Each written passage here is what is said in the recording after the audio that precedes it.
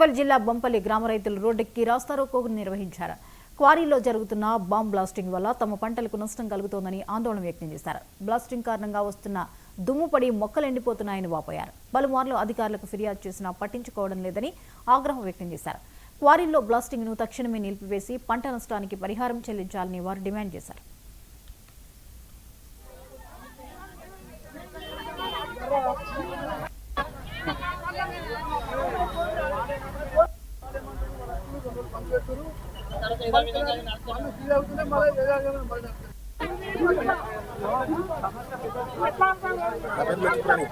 నూట 79 సర్వే నెంబర్లో అక్రమంగా కోరి నడుపుతారు.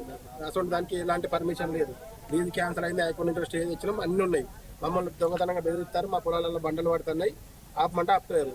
మీరేవాళ్ళు మమ్మల్ని దగ్గర చేపతందుకు మా దగ్గర రాకూరు, మీకు మా కూరలు అడుగు పెట్టకూరని అంటారు. దానికి ఏ విధమైన పర్మిషన్ లేదు.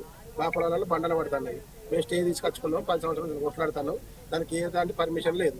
పర్మిషన్ లేని కూరలని నడుపుతారు. అవి బంద్ కావాలి మాకు. ఎంఆర్ఓ ఇచ్చినాము, మైనింగ్ ఆఫీస్ ఇచ్చినాం, కలెక్టర్ ఆఫీస్ ఇచ్చినాం, పోలీస్ స్టేషన్ అందరికీ కంప్లైంట్ ఇచ్చినాం.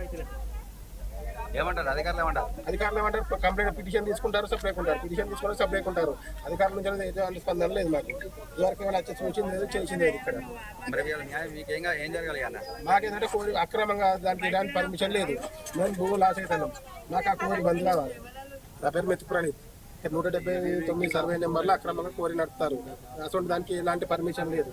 లీజ్ క్యాన్సల్ అయింది, అయిపోయింది.